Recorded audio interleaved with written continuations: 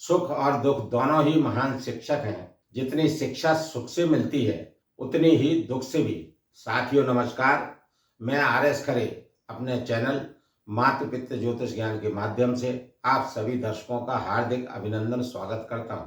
इस वीडियो में हम ग्रहों के गोचर के आधार पर चर्चा करेंगे कि मिथुन राशि वाले जातकों का माह दिसंबर 2024 उनके स्वास्थ्य के दृष्टिकोण से कैसा रहेगा, आर्थिक पक्ष कैसा रहेगा, भूमि भवन के बारे में जानेंगे, संतान शिक्षा के बारे में जानेंगे, दाम्पत्य जीवन कैसा रहेगा, भाग्य के बारे में समझेंगे, कैरियर कैसा रहेगा और क्या क्या लाभ परेशानियां इस माह मिथुन राशि वाले जातकों को देखने को मिलेंगी।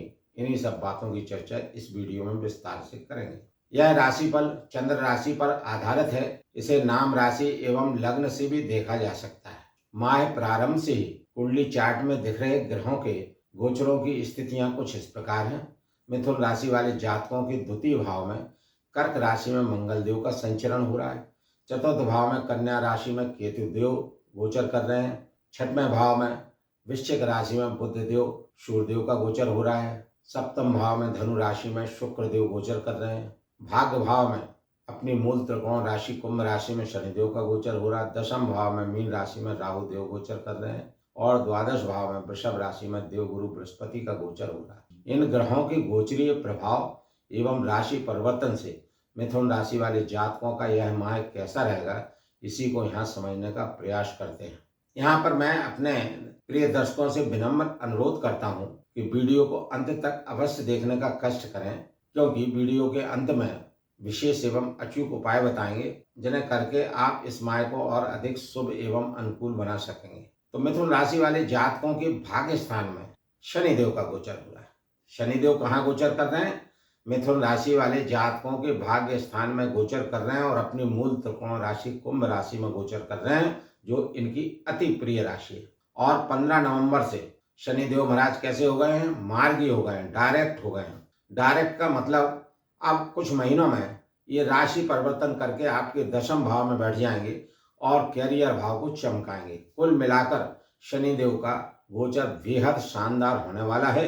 क्योंकि यह अष्टम भाव के स्वामी भी है, तो अष्टम भाव के कारकों से भी आपको लाभ देखने को मिलेंगे। यदि भूमि के नीचे के पदार्थों से जो भी जातक कोई भी रोजगार कर रहे हैं या करते हैं, तो उनको बेहद शुभ फलों की प्राप्ति होती रहेगी।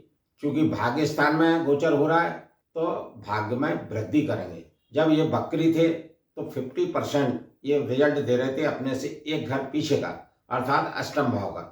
अब चूंकि 15 नवंबर से मार्गी हो गए हैं, तो ये जहां पर गोचर कर रहे हैं भाग्य भाव में, वहां के शुभ फल देंगे और आगे आपके कैरियर भाव के शुभ फलों में वृद्धि करते हुए शनिदेव महाराज आपको दिखेंगे। चूंकि शनिदेव स्थान बली होते हैं और अपनी अति प्रिय राशि कुंभ राशि में स्थित हैं, अतः आपको भाग्य का बेहद साथ मिलेगा। शनिदेव महाराज की कृपा से आपका भाग्य चमकेगा और आगे कुछ महीनों बाद ये ट्रांजिट कर जाएंगे दशम भाव में, तो कैरियर भाव को भी चमकाने का काम शनिदेव महाराज करेंगे। राहु देव की स्थिति दशम भाव में बेहद शानदार बनी हुई है। राहु देव दशम भाव में गोचर करते हुए आपको राजनीति के कार्यों से लाभ पहुंचाएंगे। जो लोग राजनीतिक कार्यों में हैं उनको बेहद सफलता मिलने के योग बनेंगे। पहले तो इस बात को समझते हैं कि राहु देव क्या है।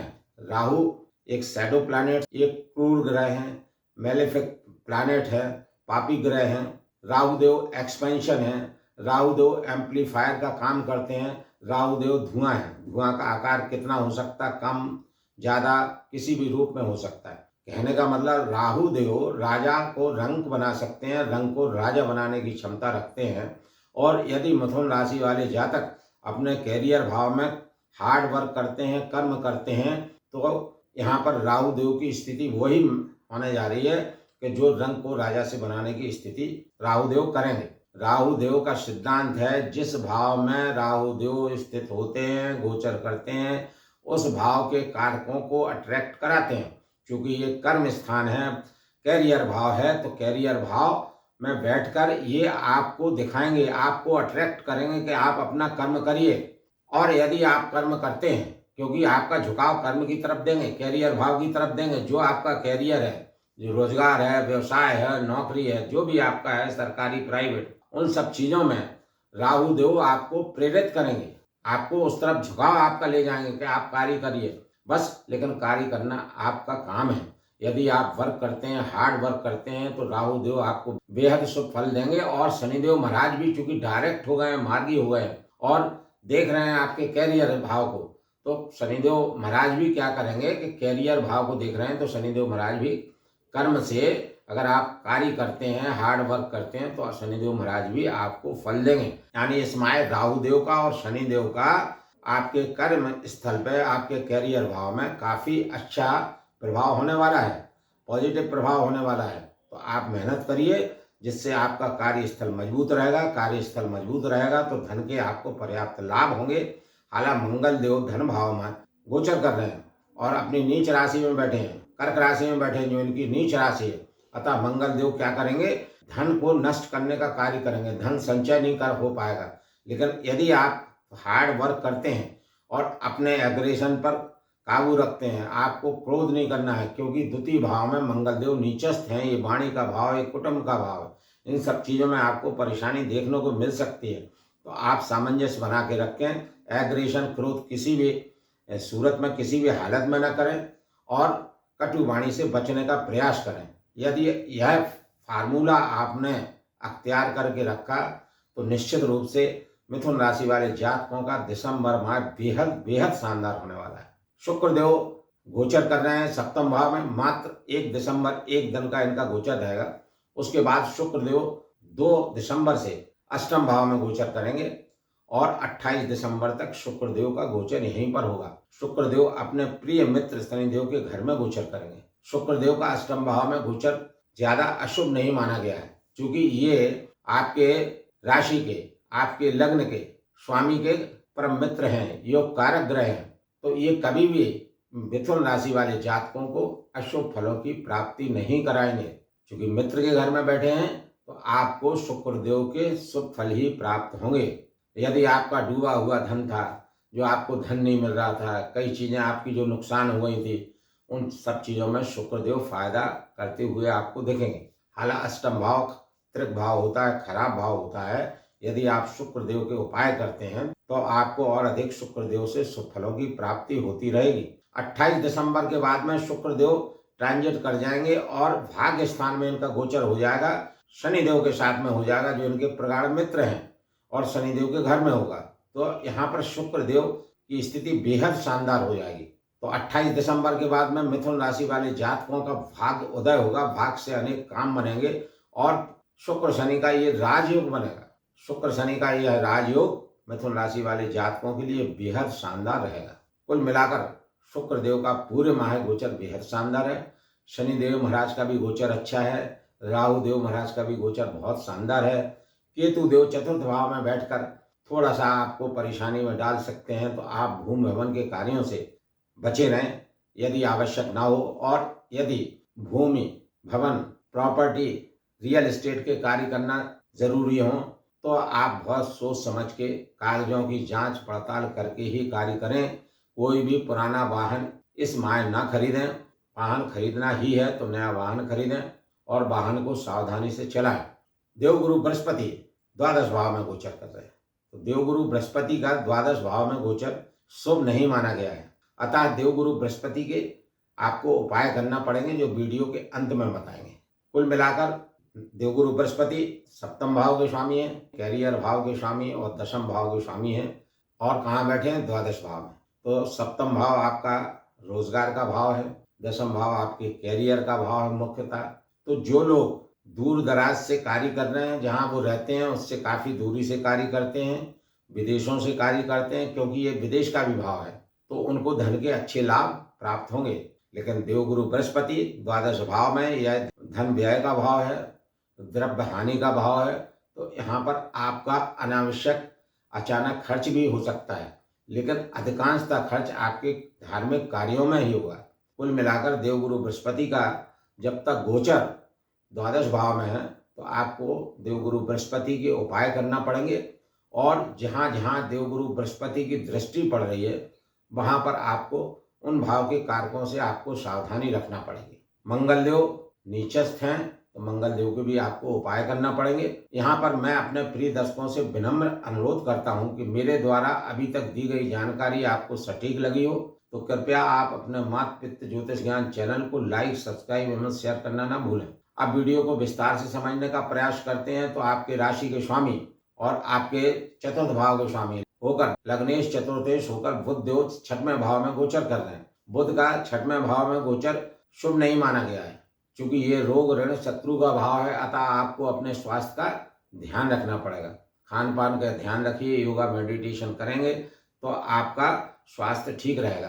क्योंकि द्वादश भाव में देवगुरु बृहस्पति भी बैठे हैं, अस्पताल का भी भाव है, तो आपको अपने स्वास्थ्य का विशेष रूप से ध्यान रखना है जब तक बुध देव छठवें भाव में गोचर कर रहे हैं। चतुर्थ भाव के भी स्वामी बुध देव है और बुध देव छठवें भाव में है, तो आपको भूमि भवन के कार्यों से, प्रॉपर्टी के कार्यों से समझदारी से काम करना है। और हो सके तो जब तक बुध देव यहाँ पर गोचर कर रहे हैं छठवें भाव में, तब तक आप भूमि भवन के कार्यों को टालें। उनका सेल परचेज आवश्यक ना हो तो ना करें, और जरूरत हो तो कागज को देखभाल के कागजों की जांच पड़ताल करके ही करें। माता का स्वास्थ्य भी प्रभावित हो सकता है, तो माता का भी ध्यान रखना आपके लिए आवश्यक है। तृतीय भाव के स्वामी सूर्यदेव हैं और सूर्यदेव तृतीयेश होकर छठवें भाव में गोचर कर रहे हैं। तो छठवें भाव में सूर्यदेव का गोचर शुभ माना गया है। 3, 6, 11 भाव में सूर्यदेव अच्छे फल देते हैं, क्योंकि ये त्रिक भाव है। और सूर्यदेव यहाँ पर 15 दिसंबर तक रहेंगे, उसके बाद में ट्रांजिट कर जाएंगे सप्तम भाव पर। तो सूर्यदेव का पूरे माह गोचर अच्छा बना हुआ है। 15 दिसंबर तक सूर्यदेव बुध के साथ में बुधादित्य योग बनाएंगे और छठवें भाव में गोचर करेंगे। तो रोग ऋण शत्रुओं से आपको दूर रखने का कार्य भी सूर्यदेव महाराज करते हुए दिखेंगे। 16 दिसंबर से जब इस सप्तम भाव में आएंगे तो आपकी राशि को देखेंगे सप्तम दृष्टि से, आपका मान सम्मान बढ़ेगा, आपका मन प्रसन्न रहेगा, आपकी उन्नति होगी। लेकिन सूर्यदेव का सप्तम भाव में बैठना आपके दाम्पत्य जीवन में कड़वाहट ला सकता है। तो इन सब चीजों को आपको थोड़ा सा ध्यान रखना पड़ेगा। स्पाउस के स्वास्थ्य का भी आपको ध्यान रखना पड़ेगा।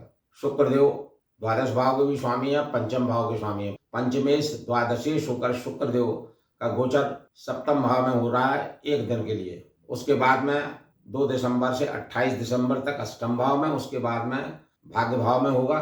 तो शुक्रदेव का गोचर पूरे माह सुंदर बना हुआ है। इसके बारे में विस्तार से मैं पूर्व में बता चुका हूँ। मंगल देव छठवें भाव के स्वामी हैं और लाभ भाव के स्वामी हैं। षष्ठेश और लाभेश होकर मंगल देव गोचर कर रहे हैं द्वितीय भाव में, धन भाव में, और नीच के होकर गोचर कर रहे हैं।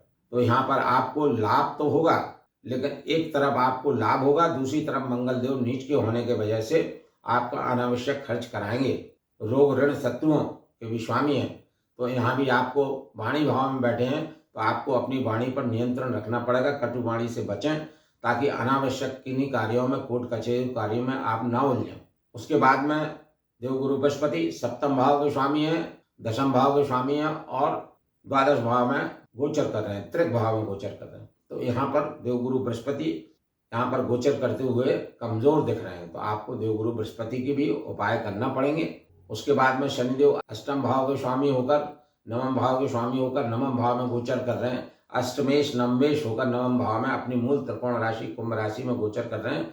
और 15 नवंबर से मार्गी हो गए, डायरेक्ट हो गए, बेहद शुभ फलों की प्राप्ति मिथुन राशि वाले जातकों को देंगे। और मिथुन राशि और मिथुन लग्न वाले जातकों के लिए शनिदेव महाराज योग कारक ग्रह भी हैं। अतः मिथुन राशि वाले जातकों के लिए शनिदेव महाराज का उत्तरोत्तर गोचर अच्छा होने वाला है, क्योंकि कुछ माह बाद 29 मार्च से शनिदेव महाराज दशम भाव में, कैरियर भाव में पहुंच जाएंगे और आपसे मेहनत करा के आपके कैरियर को चमकाने का कार्य करेंगे।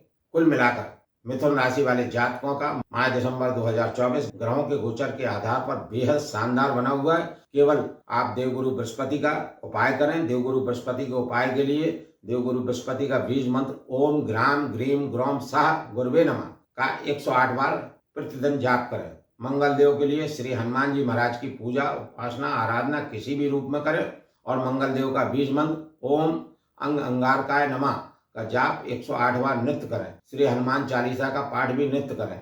चूंकि यह वर्ष 2025 मंगल देव का है और मंगल देव के स्वामी कौन है? हनुमान जी महाराज। आप जितनी अधिक से अधिक पूजा हनुमान जी महाराज की किसी भी रूप में करेंगे, आपके लिए लाभदायी रहेगी। लाभदायी ही नहीं, अति लाभदायी रहेगी। बुध देव छठवें भाव में है पूरे माह, तो आपको बुध के उपाय करना पड़ेंगे। बुध के उपाय के लिए श्री गणेश जी की पूजा आराधना उपासना किसी भी रूप में करें और बुध देव का बीज मंत्र ओम ब्राम ब्रीम ब्रोम सह बुधाय नमः का जाप 108 बार नित्य करें। शुक्र देव के लिए शुक्र देव का बीज मंत्र ओम द्राम द्रीम द्रोम सह शुक्राय नमः का मंत्र जाप 108 बार नित्य करें। बताए गए इन उपायों को यदि मिथुन राशि वाले जातक करते हैं तो मिथुन राशि वाले जातकों का माह दिसंबर 2024 उनके लिए और अधिक शुभ एवं अनुकूल व्यतीत होगा। प्रिय साथियों, यदि मेरे द्वारा दी गई जानकारी आपको अच्छी लगी हो, सटीक लगी हो, तो कृपया आप अपने मात पितृ ज्योतिष ज्ञान चैनल को लाइक, सब्सक्राइब एवं शेयर करना न भूलें। धन्यवाद।